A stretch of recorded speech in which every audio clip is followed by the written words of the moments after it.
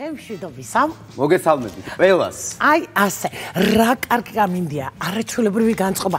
და როგორ მიხარია, რომ აი თვალებიდან ვიყურები და შენ გხედავ. შენ გილოცავ და ჩემ თავსაც და საერთოდ მსოფლიო თეატრალებს ულოცავ. დღეს არის მსოფლიო თეატრის დღე და ძალიან მიხარია და რა ლამაზად გამოიყურები ჩემო ნატუკა. შენ მე მგონი როგორც ყოველთვის. შენ მეც მითხარი ძალიან კომპლიმენტი და თვალის იქიმთან ხომ არ ყოფილი ხარ. არა, უნდა წავიდე, იმიტომ რომ რაღაცა ლამაზი. ესენი აქ მოგიყვანთ ჩვენ. მოიცა ცოტათანი და აქ მოგიყვანთ. იცი რატომ, იმიტომ რომ ვიცი რომ ნეპალში იყო ეს ადამიანი და არაჩვეულებრივი გოგონა. ფანტასტიკური მედიცინის მეცნიერებათა დოქტორი, ასოცირებული პროფესორი, ადამიანი რომელიც ნეპალში დადის ნეპალელებისთვის და აკეთებს იქ არაერთ სერიოზულ ოპერაციას უფასოდ, რა თქმა უნდა. მაგრამ მხოლოდ ნეპალი არა, მინდა გითხრათ საქართველოს ბევრი კუთხე აქ ასევე მოვლილი და იქაც საოცარ ოპერაციას, მაგრამ ნეპალი განსაკუთრებული, იმიტომ რომ ძალიან დიდი ხანია მე მგონი პირველად არ არის ნეპალში ნამყოფი. თავად ულამაზესი თვალების პატრონი. და მოდი ახლა ჩავხედოს თვალებში და გვითხრას როგორ ავართ ჩვენ და მოგვიყვეს. ნეპალური ამბები, გამოცდილებები გაგვიზიაროს იქაური მობრძანდით ანა დვალიშვილია ჩვენი სტუმარი.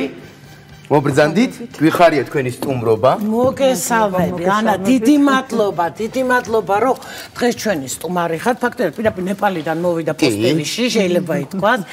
და ნეპალს რატომ ამბობთ, იმიტომ რომ ნეპალში ვფიქრობ, ხან უფრო გვიპასუხებ, არ არის იმ დონეზე ინფრასტრუქტურა, სამედიცინო, ასე ვთქვათ, ხელსაწყოების ყველაფერი, ხო და ამენად რთული იყო ეს ყველაფერი და მოდი მათ სოციალური მდგომარეობა ძალიან როგორც ვიცით გაჭირებულები არიან და მათ განსაკუთრებით ჭირდება გვერდით დგომა და ნეპალის სოფლებში იყავი როგორც ვიცი, ხო? მოდი დავიწყოთ, ანა, პირველად ხარ ნეპალში, მე რამდენჯერ ჩახვედი და რა ხდება? მოგესალმებით. მოგესალმებით. ნეპალში ეს იყო ჩემი მესამე ვიზიტი. თავდაპირველად ვიყავი 2022 წელს, ეს იყო სწავლის მიზნით, ანუ ვიყავი დაახლოებით 5 თვის განმავლობაში. ნეპალში, კატმანდუში მდებარეობს ტილგანგას თვალის ინსტიტუტი, რომელიც წარმოადგენს აზიაში ერთ-ერთ ძირითად სასწავლო ცენტრს, სადაც მთელი მსოფლიოდან ჩადიან ოფთალმოლოგები, როგორც ახალგაზრდა დამწყები ოფთალმოლოგები, ასევე ძალიან გამოცდილი, მსოფლიოში ცნობილი ოფთალმოლოგები და მიზანია საერთო ბაზის შექმნა. არის ესეთი ორგანიზაცია Cure Blindness, რომლის მიზანი არის მსოფლიოში სიბრმავის პრევენცია. თავდაპირველად, როდესაც ჩავდიოდი ნეპალში, ანუ რამდენიმე წლის წინ არც ვიცოდი ამ ორგანიზაციის შესახებ, ჩემი მიზანი იყო განათლებისა და ცოდნის ამაღლება. შემდეგ ვიყავი შაშან, ასევე რამდენიმე თვით. აი შაშან რატო იყავი? შაშან მიზანი იყო თავდაპირველად ისევ რაღაც უნარების სათვისება და შემდეგ უკვე ბოლო რამდენიმე კვირა ისევ ვიყავი მისიით, ანუ ჩემს ხელმძღვანელებთან ერთად.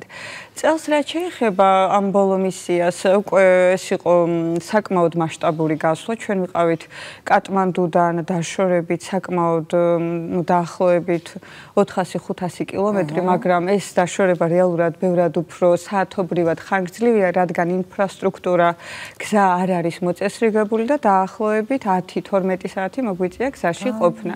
მიზანი იყო ბოლო მისიის ძირითადი მხედველობის დაქვეითების მიზეზის კატარაქტით დაავადებული პაციენტებისათვის მხედველობის აღდგენა.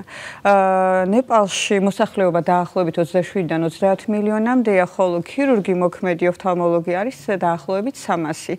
შესაბამისად, რაოდენობრივად ქირურგები ვერ ასწრებენ პაციენტების არსებული ნაკადისათვის ქირურგიული ჩარევის ჩატარებას.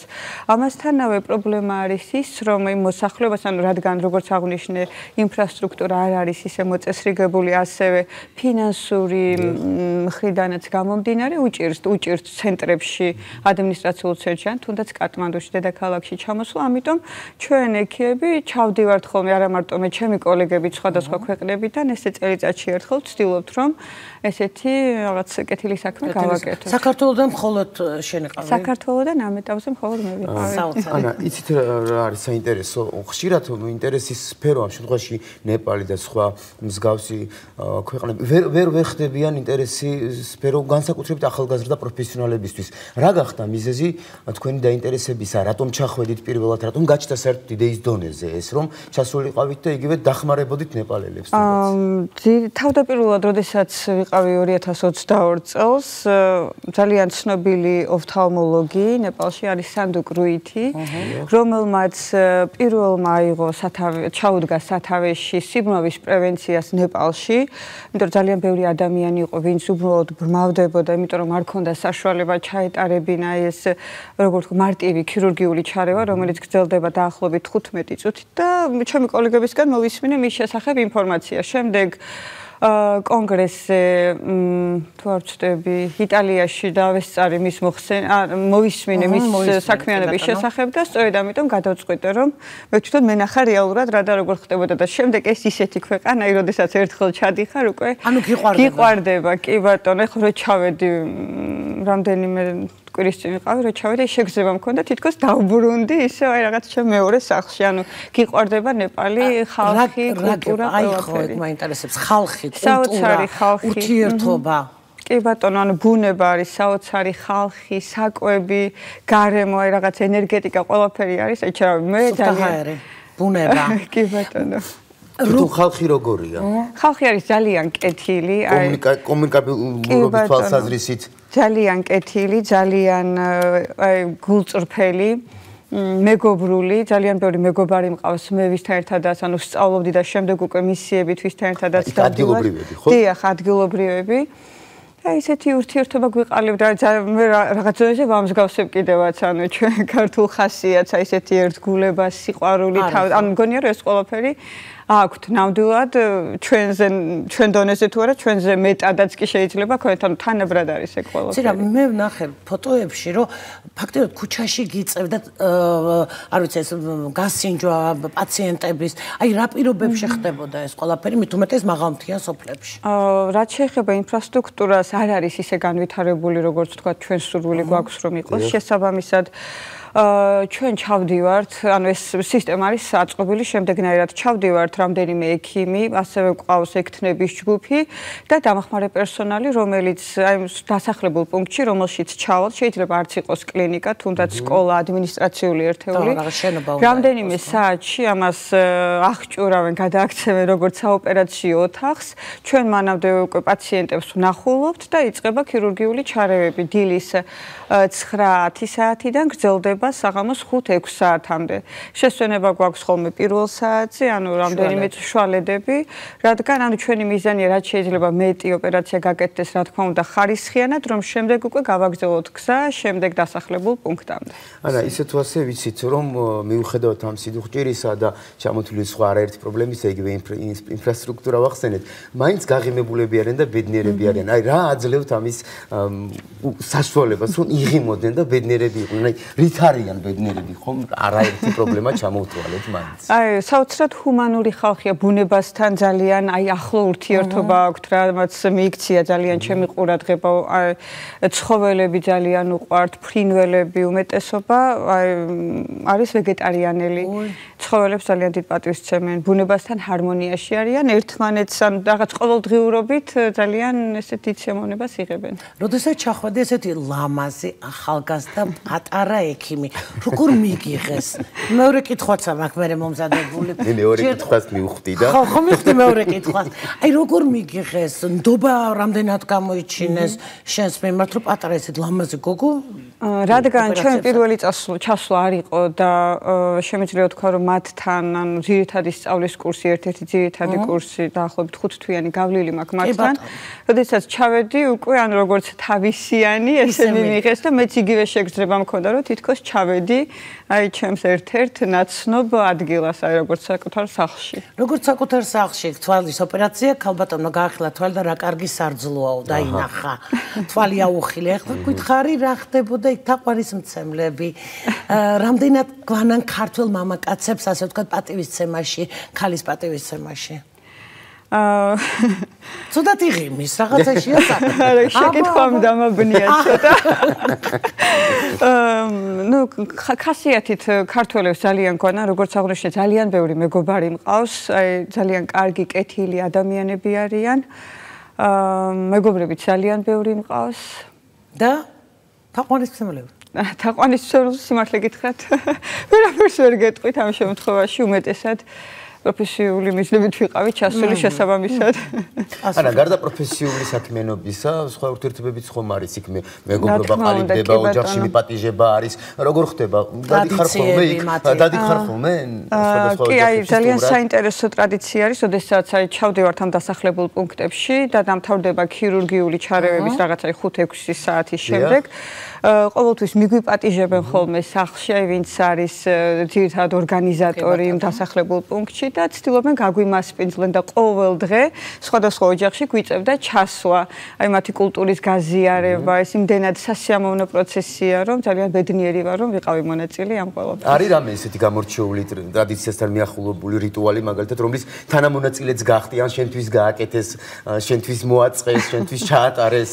აი ძირითადად აღნიშნავდი ალბათ აი სახლში მოპატიჟების ტრადიცია, რომელიც აქვთ ერთ რაც გულისხმობს საკვების გაზიარებას, რაღაც ამბების გახსენებას, ყოველთვის ცდილობენ რომ მიუხედავად იმისა, რომ თუ კი არიციან ინგლისური კარგად, ყველა მარიცის რა თქმა უნდა მოსახლეობამ, აი რაღაც რა სიტყვებიც იციან, ცდილობენ ეს სიტყვები გამოიყენონ, რომ აი ჩვენც ვინც ინგლისურად საუბრობთ, თქვათ ნეპალში, მიგვახვედრონ რაზეა საუბარი, როგორ არის. სუფრა, როგორ არის? ქალი და მამაკაცი თანასწორი არის სუფრასთან თუ ცალ-ცალკე? არა, თანასწორი არის. კი ბატონო, თანასწორობა ნამდვილად არის. მადლიერების გრძნობა როგორ აქვს? აი ოპერაციის მარტივი ამბავი ხო არ არის, თვალის ოპერაცია ვიღაცას აეხილა თვალი. მადლიერებას როგორ გამოხატავენ? რაიმე საჩუქარს ჩუქნიან, ენას სწავლობენ, თქვენს ენაზე საუბრობენ და ამით გასიამოვნოთ უნდა თუ აი ცეკვავენ, მღერიან. აი ხო, ზუსტად აი როდესაც ოპერაციების ან მეორე დღეს როდესაც უკვე ვნახულობთ პაციენტებს, ანუ სანამ მეორე დღეს დავიწყებთ მეორე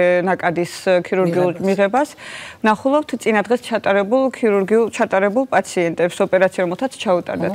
ასეთ შემთხვევაში როდესაც ხდება სახვევის ახსნა ზის დაახლოებით 30-40 70 პაციენტამდე ისე უხარიათ როდესაც უკვე მხედველობა შეუმოწევთ და ყველა კარგად ხედავს ეს ზუსტად ცეკვის ტრადიცია რაც თქვენ აღნიშნეთ აი ცეკვავენ მღერიან კი ბატონო ეს იმდენად სასიამოვნო სანახავია რომ მგონია რომ მთელი ცხოვრება მიყვება ჩვენ ყველა ექიმებს ის ემოცია რასაც იქ ვიღებთ რა თქმა უნდა. ნატკა კიდევ ერთ ვიკითხავ, მაინტერესებს იცვლება თქვენი ერთი ჩასვლიდან მეორე ჩასვლამდე რაოდენობა მათი მატულობს, იგივე ვისაც პრობლემა აქვს მხედველობის, რაზეა ეს დამყარებული, ანუ მე მაინტერესებს ნეპალში უფრო ხშირია თვალის პრობლემა თუ სხვა ქვეყნებში? თუნდაც საქართველოში რა დაავადებები არის გავრცელებული ნეპალში? ნეპალს რაც შეეხება მიმართვიანობა არის საკმაოდ გვიანი, ამიტომ სანამ ჩვენ ჩავალთ არის სპეციალური ჯგუფი რომელიც ატარებს სკრინინგს, ანუ ხდება პაციენტების შეფასება, რომლითაც ჭირდებათ ეს ქირურგიული ჩარევა.